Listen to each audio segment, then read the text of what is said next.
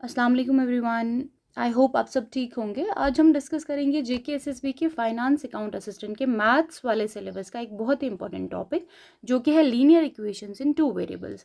हम इस टॉपिक को बहुत बेसिक से स्टार्ट करेंगे। अगर किसी स्टूडेंट ने सिर्फ 10th तक ही मैथ्स पढ़ी है उसको भी बहुत अच्छे से ये वीडियो हेल्पफुल रहने वाली है। उसके लिए भी बहुत बेसिक से स्टार्ट करके बहुत अच्छे क्वेश्चंस, अच्छे लेवल के क्वेश्चंस हम इस चैप्टर से सॉल्व करेंगे। जेकेएसएसबी के चेंजिंग पैटर्न के साथ कितने भी मुश्किल क्वेश्चंस अगर जेकेएसएसबी ना पूछे, हम कोशिश करेंगे कि हम हर किसी टाइप के क्वेश्चंस हम इस चैप्टर से सॉल्व करें। बहुत ही बेसिक से स्टार्ट करके एडवांस लेवल तक हम इसको ले जाएंगे। So let's start. Linear equation in two variables को पढ़ने से पहले हमें जानना है कि एक इक्वेशन होती क्या है। इक्वेशन क्या होती है? फॉर एग्जाम्पल हम एक एक्सप्रेशन लेते हैं। ये एक एक्सप्रेशन है 2x + 5। Let me first increase the font, ये थोड़ा ज़्यादा छोटा लग रहा है।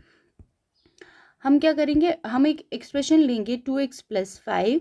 इसमें ये जो x है ये एक वेरिएबल है, ये जो 5 है ये कांस्टेंट है, ये 2 जो है इस वेरिएबल x का कोफिशिएंट है। ये एक पूरी एक्सप्रेशन बन गई। जब हम इसको इक्वेट करेंगे किसी वैल्यू के साथ, से फॉर एग्जांपल 12 या कुछ भी वैल्यू ले सकते हैं। यहाँ पे एक वेरिएबल भी हो सकता है, यहाँ पे एक कांस्टेंट भी हम ले सकते हैं। यहाँ पे मैंने कांस्टेंट 12 लिया है, मैंने इस एक्सप्रेशन को इक्वेट कर दिया है किसी वैल्यू के साथ। और जब हम किसी एक्सप्रेशन को किसी वैल्यू के साथ इक्वेट कर देते हैं वो हमारी एक इक्वेशन बन जाती है। इक्वेशन क्या बनी अब हमारी? 2x + 5 = 12। ये हमारी एक इक्वेशन बनी। ठीक है, अगर हम ध्यान दें इस इक्वेशन पे, हमारा वेरिएबल इसमें x है। ठीक है, और x का जो पावर है वो सिर्फ 1 है। ठीक है, x का पावर 1 है, हाईएस्ट पावर इसमें एक वेरिएबल का 1 है। अगर फॉर एग्जांपल मैं कोई और इक्वेशन ले लूँ, जो कि फॉर एग्जांपल मैं ये इक्वेशन ले सकती हूँ। यहाँ पे जो वेरिएबल है, यहाँ पे इसका पावर 1 है, यहाँ पे इसका पावर 2 है। यहाँ पे हाईएस्ट पावर 1 था, यहाँ पे हाईएस्ट पावर 2 है। इस वाली इक्वेशन में वेरिएबल का हाईएस्ट पावर 1 था, इस वाली इक्वेशन में वेरिएबल का हाईएस्ट पावर 2 है। ऐसी इक्वेशन जिसमें वेरिएबल का हाईएस्ट पावर 1 होता है उनको हम कहते हैं लीनियर इक्वेशंस। क्या कहते हैं? Linear equations. सिंपल। अब ऐसी इक्वेशंस जिनमें वेरिएबल का हाईएस्ट पावर 2 होता है उनको कहते हैं क्वाड्रेटिक इक्वेशंस। बड़ी सिंपल बात। ऐसी अगर 3 होगा तो क्यूबिक एंड सो ऑन। ठीक है, लेकिन हमारे सिलेबस में सिर्फ है लीनियर इक्वेशंस। ठीक है, हमें सिर्फ लीनियर इक्वेशंस पे फोकस करना है, हमें क्वाड्रेटिक इक्वेशंस अभी नहीं पढ़नी है। अब अगर हम फिर से गौर करें इस इक्वेशन पे जो कि थी 2x + 5 = 12, इसमें क्या हम देख रहे हैं? इसमें हम देख रहे हैं हमारा वेरिएबल एक ही है, वेरिएबल हमारे पास सिर्फ एक है। इट मीन्स ये linear equation in one variable है। वेरिएबल सिर्फ x है, सिर्फ एक वेरिएबल है हमारी इस पूरी इक्वेशन में। इट मीन्स वी कैन से ये एक linear equation in one variable है।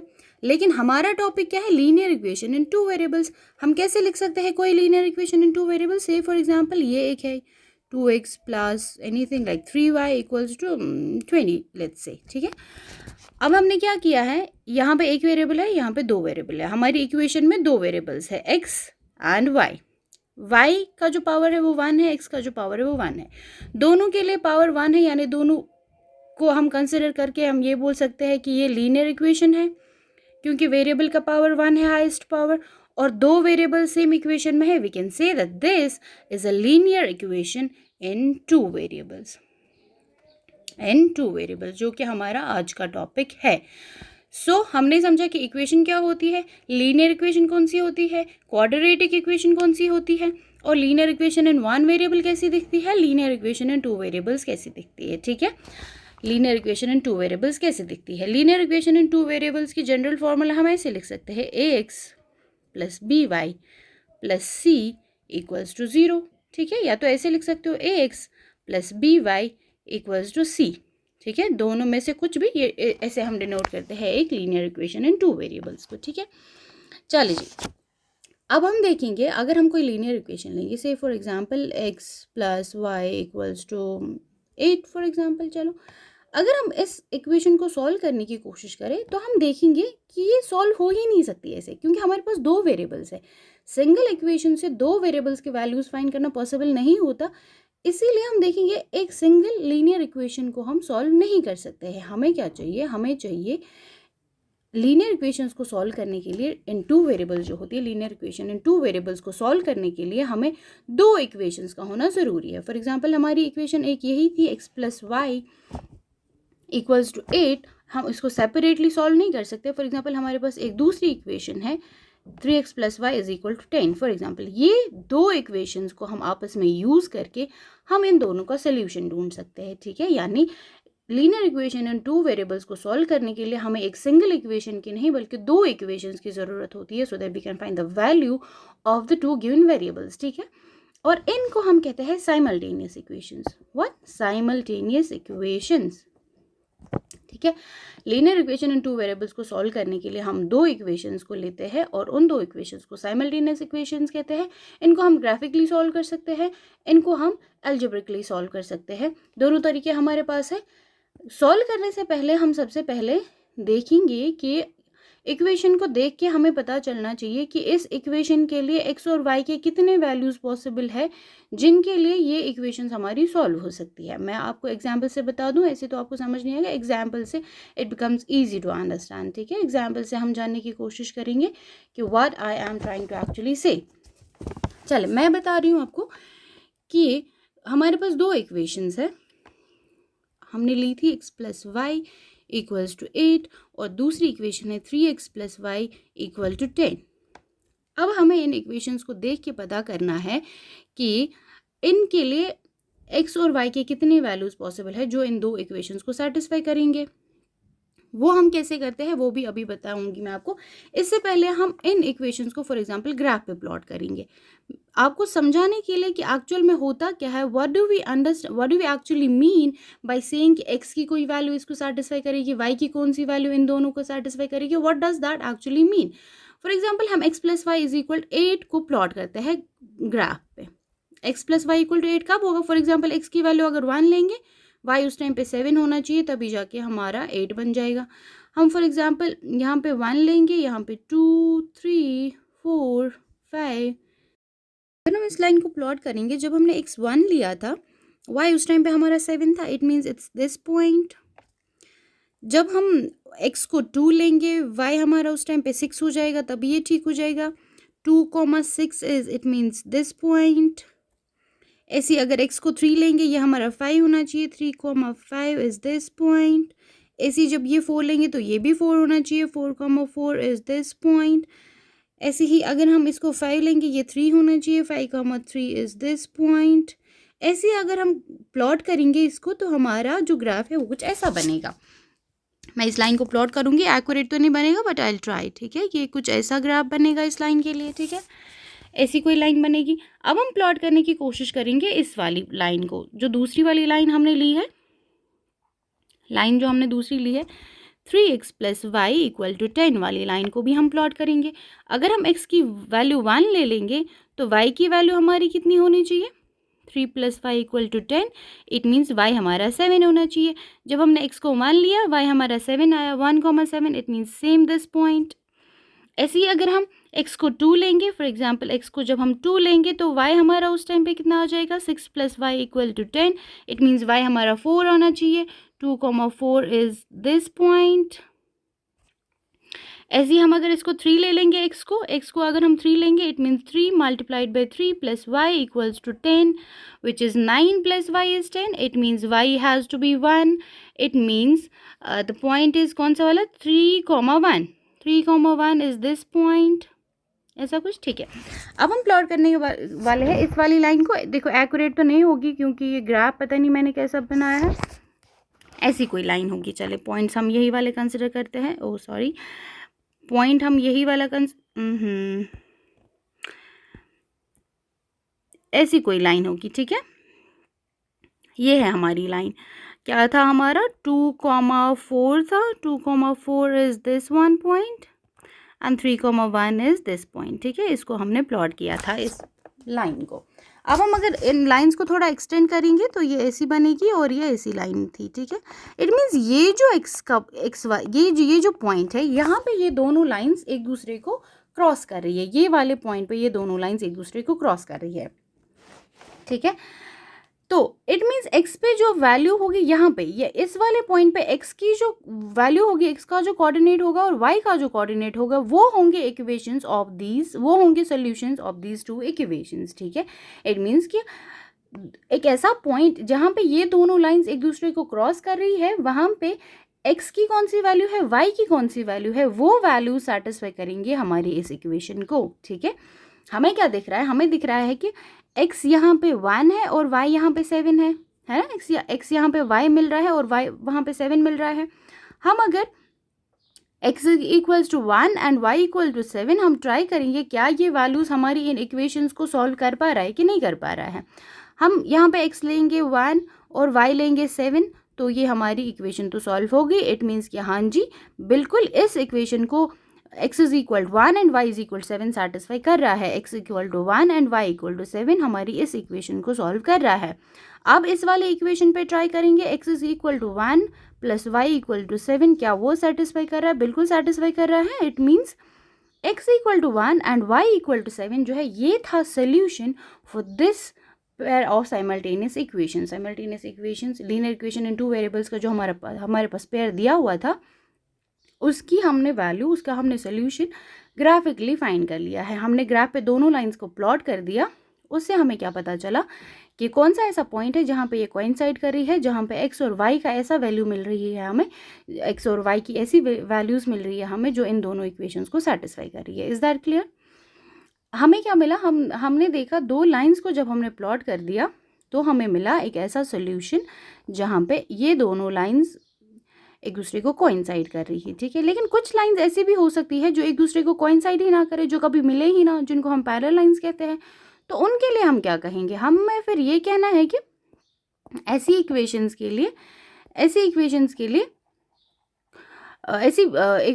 लिए जो लाइंस होती है वो कभी क्रॉस ही नहीं करती। इट मीन्स फॉर एग्जांपल ये वाली हम लेंगे, हमने एक लाइन, फॉर एग्जांपल मैं यहाँ पे लाइन प्लॉट करती हूँ, ये एक लाइन है और ये दूसरी लाइन है।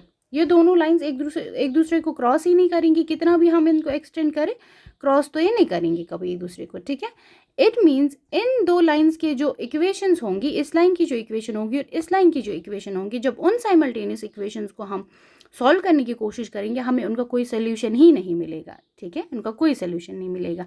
ऐसे ही हम प्लॉट कर सकते हैं। फॉर एग्जाम्पल हम दो ऐसी लाइंस को प्लॉट करेंगे जो कंप्लीटली एक दूसरे को कोइंसाइड कर रही है। ये एक लाइन है और फॉर एग्जांपल दूसरी लाइन भी वहीं से जा रही है, एग्जैक्टली वहीं से जा रही है। इट मीन्स कोइंसाइड कर रही है एक दूसरे को। इन इक्वेशंस, ऐसी इक्वेशन के लिए, ऐसी दो लाइंस के लिए जो एक दूसरे को कंप्लीटली कोइंसाइड कर रही है, उनके लिए हर किसी पॉइंट पे वो एक दूसरे को क्रॉस कर रही है और हर कोई पॉइंट इन दो इक्वेशंस के लिए इनका सोल्यूशन बन सकता है। इट मीन्स ऐसी इक्वेशंस जिनको हम ग्राफ पे प्लॉट करें और वो कोइंसाइडिंग लाइंस हो, इट मीन्स उनके लिए इन्फिनाइटली मैनी सोल्यूशंस होते हैं। बहुत सारे ऐसे एक्स और वाई के वैल्यूज होते हैं जहाँ पे ये दोनों एक दूसरे को क्रॉस कर रहे हैं। इट मीन्स ऐसी इक्वेशंस के लिए इन्फिनाइटली मैनी सोल्यूशंस होते हैं। जो यहाँ हम चेक करते हैं कि इन्फिनाइटली मैनी सोल्यूशंस है, हम इस चीज़ को चेक करते हैं कि कितने सोल्यूशन है, कोई यूनिक सोल्यूशन है कि कोई सोल्यूशन है ही नहीं। जो भी इन चीज़ों को हम चेक करते हैं ना, we call it consistency conditions, ठीक है। कंसिस्टेंसी कंडीशंस क्या होती है, मैं आपको अब ये क्वेश्चंस, इस कंसिस्टेंसी क्वेश्चंस पे, कंसिस्टेंसी सिचुएशंस पे JKSSB क्वेश्चंस पूछता भी है। आई मेक यू अंडरस्टैंड कि ये होती क्या है। हमने ये देखा कि कोई इक्वेशंस ऐसी होती है जिनकी लाइंस किसी एक पॉइंट पे मीट करती है, कोई इक्वेशंस ऐसी होती है जिनकी लाइंस कभी मीट ही नहीं करती, कोई ऐसी इक्वेशंस होती है जिनकी लाइंस जो है वो कोइंसाइडिंग होती है, ठीक है। On the basis of this हमारे पास 3 सॉल्यूशंस हो सकते हैं साइमल्टेनियस इक्वेशंस के। 3 पॉसिबिलिटीज़ है, 3 पॉसिबिलिटीज़ है, ठीक है। 3 पॉसिबिलिटीज़, पता नहीं क्या लिख रही हूँ मैं, IES से लास्ट पे, ठीक है। चलो, फर्स्ट है कि यूनिक सोल्यूशन होगा। एक ऐसा पॉइंट होगा जहाँ पे, जैसे कि ये वाला था, एक ऐसा पॉइंट है जहाँ पे दो इक्वेशंस एक दूसरे को क्रॉस कर रही है और एक ही सोल्यूशन होगा उन दो साइमल्टेनियस इक्वेशंस का। दूसरी पॉसिबिलिटी ये है कि वो पैरेलल हो, इट मीन्स उनका कोई सोल्यूशन ही नहीं हो, कोई भी पॉइंट पे वो एक दूसरे को क्रॉस नहीं कर रही है। And third condition can be कि इनफिनाइट सोल्यूशंस हो, ठीक है, इनफिनाइट सोल्यूशंस हो, यानी वो हर पॉइंट पे एक दूसरे को क्रॉस ही कर रही है। इट मीन्स कि वो कोइंसाइडिंग है, ठीक है। अब हम कैसे चेक करते हैं, JKSSB हमें 2 इक्वेशंस देता है और हमें पूछता है बताओ कि इनके कितने सॉल्यूशंस है, यूनिक सॉल्यूशन है, नो सॉल्यूशन है, या इन्फिनाइटली मेनी सॉल्यूशंस है। Will take an example. हम एक फॉर एग्जांपल ये लेंगे, जनरल इक्वेशन लेंगे हम। ये एक general equation of linear equation in 2 variable है ना। लीनियर इक्वेशन है 2 वेरिएबल्स में, ऐसी ही दूसरी लेंगे, linear equation in 2 variables. Simple सी बात, ठीक है। अब क्या करेंगे हम, यूनिक सोल्यूशन उन 2 साइमल्टेनियस इक्वेशंस का होता है। अगर यूनिक सोल्यूशन है किसी 2 साइमल्टेनियस इक्वेशन का, उनके लिए क्या कंडीशन होती है, उनके लिए ये a1/a2 को जब हम कैलकुलेट करेंगे वो नहीं होगा b1 और b2 के इक्वल।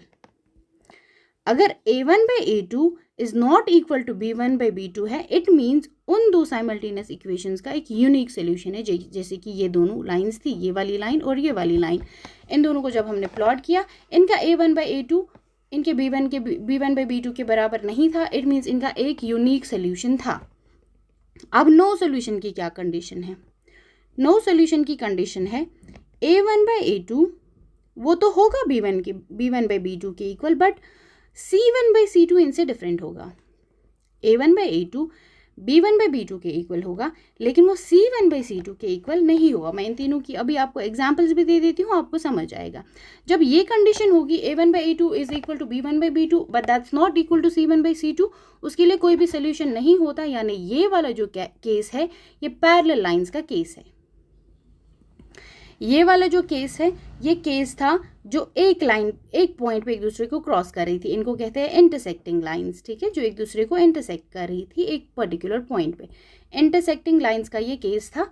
उन इंटरसेक्टिंग लाइंस का यूनिक सोल्यूशन होता है, पैरेलल लाइंस का नो सोल्यूशन होता है, और कोइंसाइडिंग लाइंस का इनफिनाइटली मेनी सोल्यूशंस होते हैं। उनके लिए a1/a2 b1/b2 के इक्वल होता है, और वो c1/c2 के भी इक्वल होता है। तीनों चीज़ें एक दूसरे के इक्वल होती है। इन लाइंस को हम कहते हैं coinciding lines. Is that clear? ठीक है, आई होप कि ये क्लियर हो रहा है आपको। अब मैं आपको एग्जाम्पल दे दूंगी, आपको मैं 2 इक्वेशंस हर किसी की ऐसी दूंगी ताकि आपको समझ आ जाए कि कैसे क्या काम होता है, ठीक है।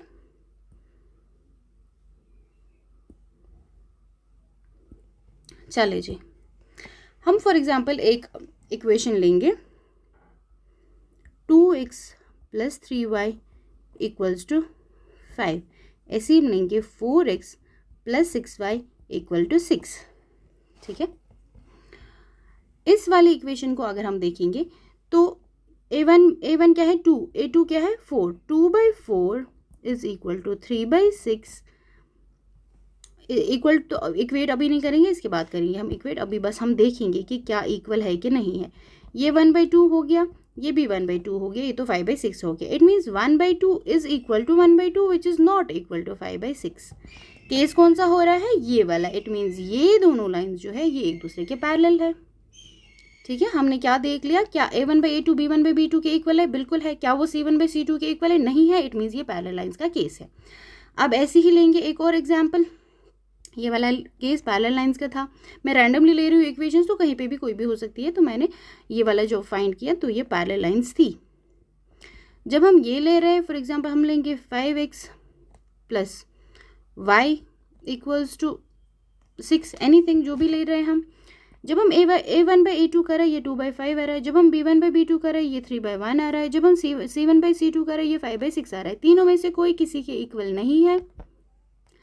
इट मीन्स जब पहले यही इक्वल नहीं है, इट मीन्स ये कोइंसाइडिंग है। उसके बाद ये हो या ना हो वो तो बात अलग है, क्योंकि इन दोनों केसेस में a1/a2 b1/b2 के इक्वल होता है। सिर्फ यही एक ऐसा केस है जहाँ पे a1/a2 is not equal to b1/b2। It means ये दोनों लाइंस जो है ये कोइंसाइडिंग लाइंस है, ठीक है। ये दोनों लाइंस कोइंसाइडिंग है।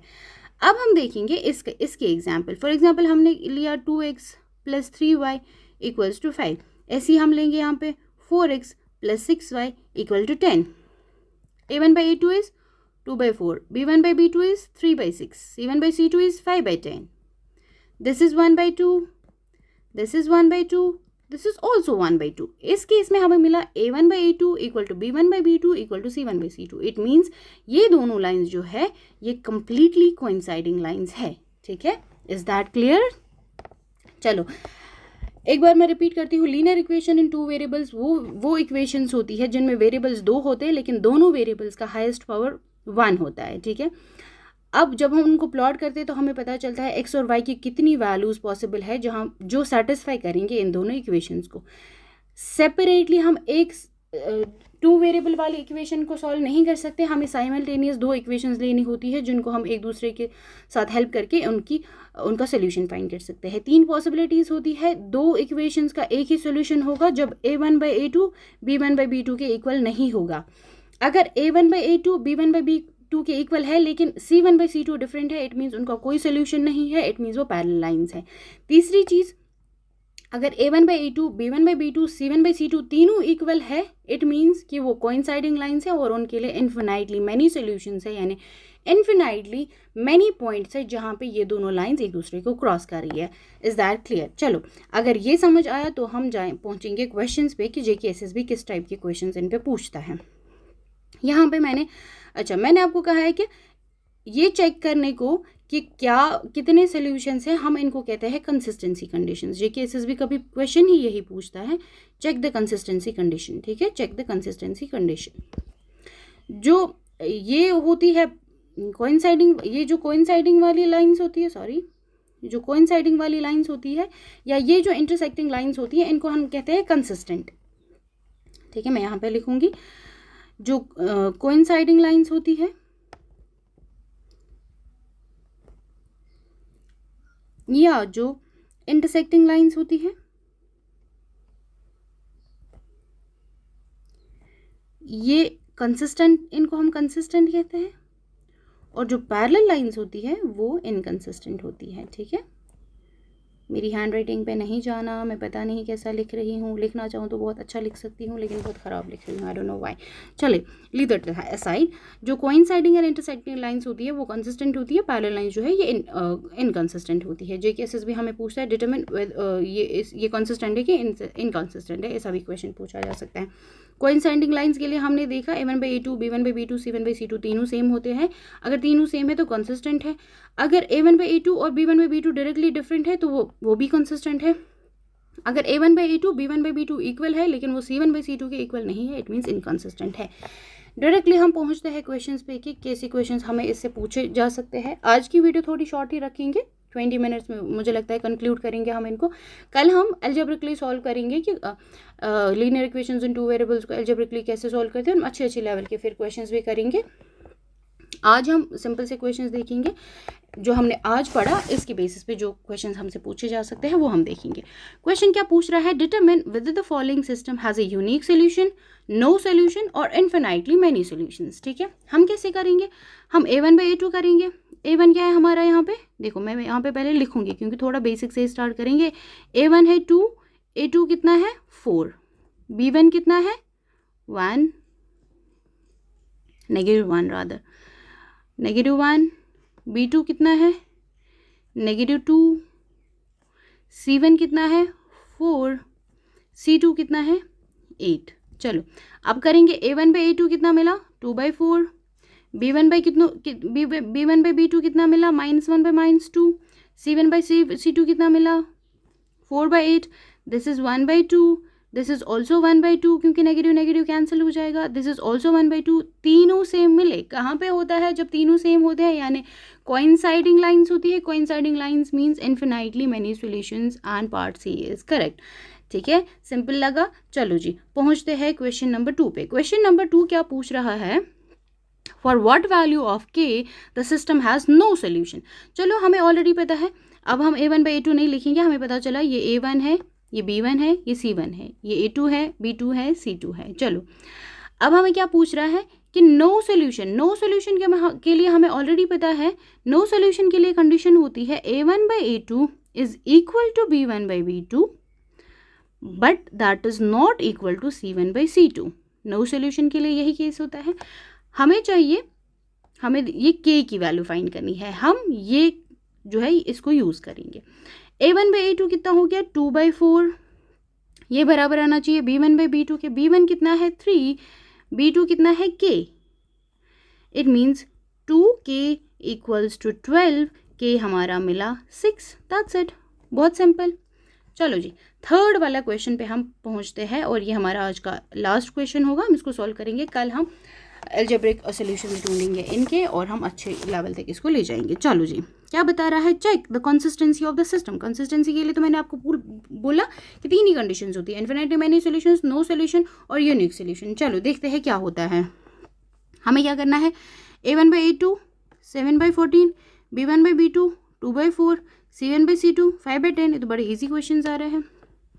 1/2 1/2 1/2, इट मीन्स तीनों सेम है, it means infinitely many solutions है।